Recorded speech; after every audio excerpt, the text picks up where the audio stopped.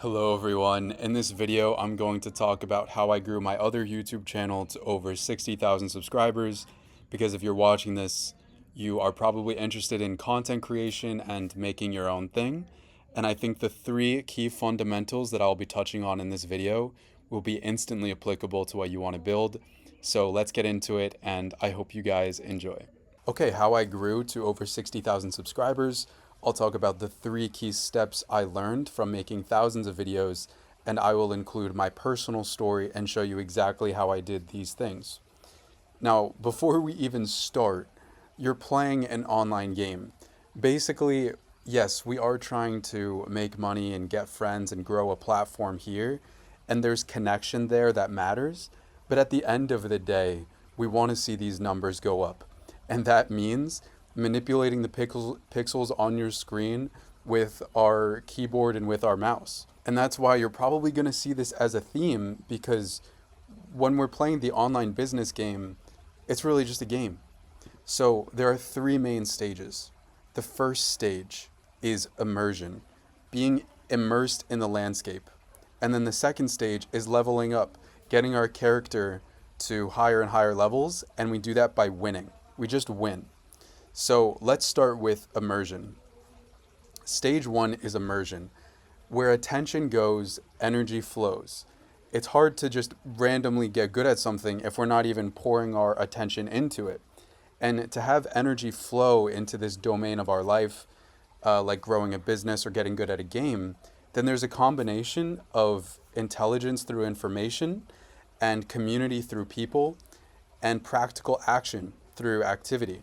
So let's first talk about how I did the immersion with information, and then we'll get into people and activity. So with information, I just was really into this game Fortnite, okay? Like I just immersed myself, and this can be about spirituality, this can be about playing an instrument. The bottom line is, like, I found and got my hands on all sorts of podcasts, live streams, and videos, and I learned from anything I could. I was so immersed in this landscape. The second thing is the people. Not only did I do that with information, but I joined public matches where I could just meet new people. And this was hard, is reaching out to the top content creators who I really wanted to meet. So who was in this game doing really well, let me meet them. And I was nervous about it, but we ended up recording videos together. We ended up as friends in real life, which I'll talk about later. And I also just engaged with all sorts of communities in Discord, on X, on Twitch. I was talking to the people. And then, of course, there's raw activity. It wasn't just immersing myself in the information and in the emotions, it was also in the physical action. So this meant playing the game for hours a day, sharing highlights, and just getting outputs going. I was creating videos. And this is how I hacked away at imperfections, immersed myself in the landscape, and started to see my authentic place in this realm of Fortnite by just creating constantly.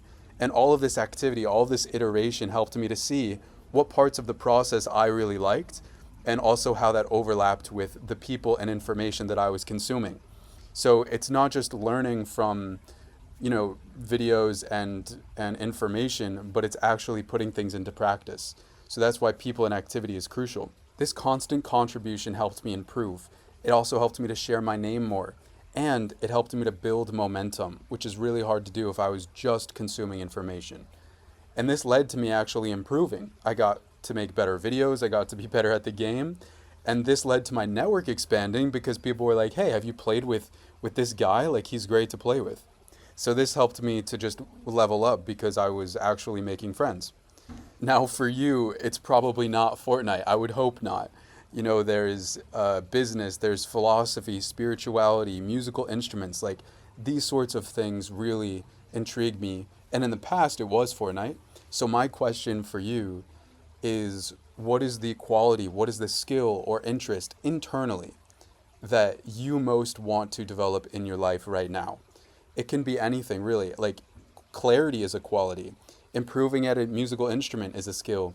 Building a business is an interest. There are no wrong answers, but that internal thing that you want to just have the immersion phase with is something to consider.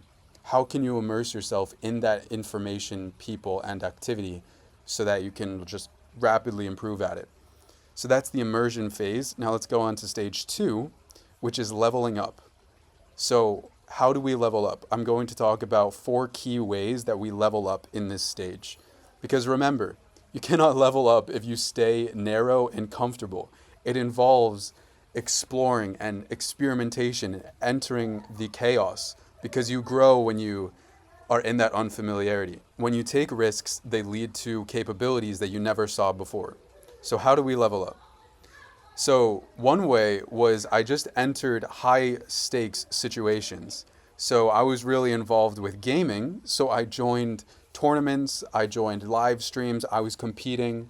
And guys, I felt like a total noob. And again, this is kind of a while ago, so I haven't been doing this. But these high pressure situations led to me like, oh, I'm surrounded by these people who know what they're doing. Like it was a great way for me to experiment and improve.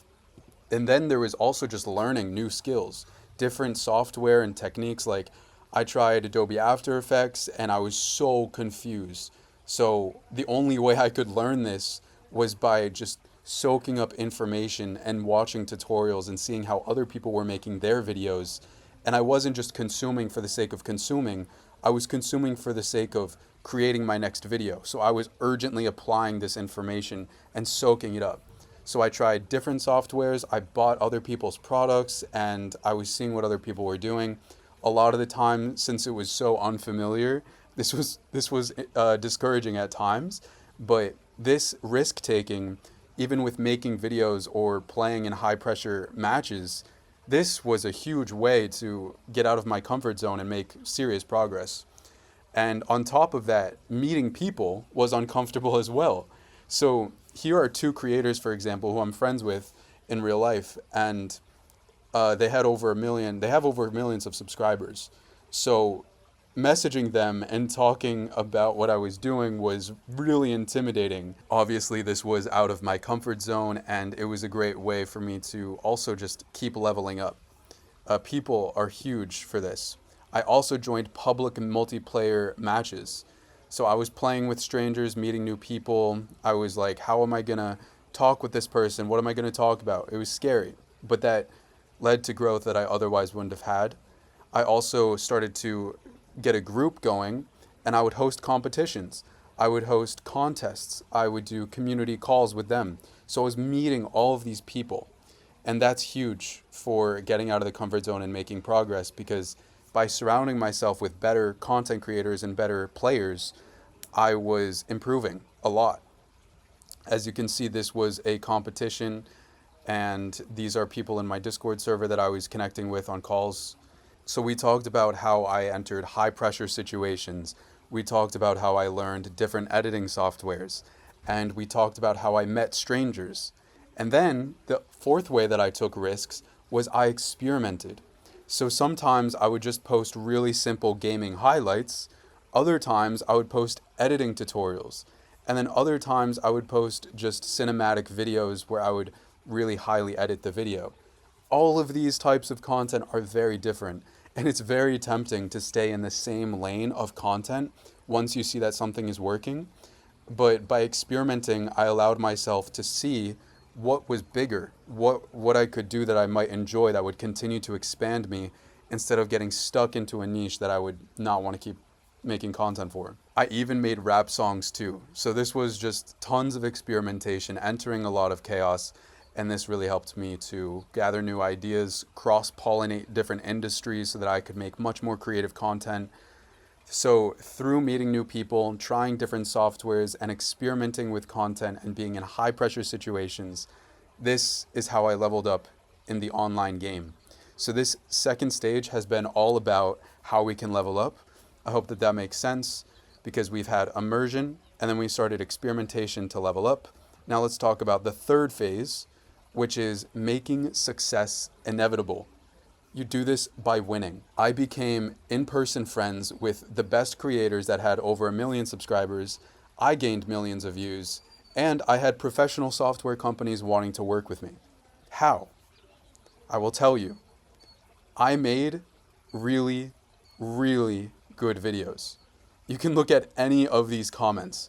And even when I was making insane videos, I still felt underrated. So even when I messaged with Flea, he was shocked by what I had done because he had over 1 million subscribers and I was nervous, but he was even complimenting me. So I made success inevitable. And I'm not saying this to boast and to toot my own horn. I'm just saying that there's a hard way to get attention, which is just by trying to pull teeth and get people to pay attention to you. Or you can make really good stuff and have people naturally be like, who is this guy? Like, I got to know who this is. So I did this by using like the newest techniques available with AI. I brainstormed the best I could.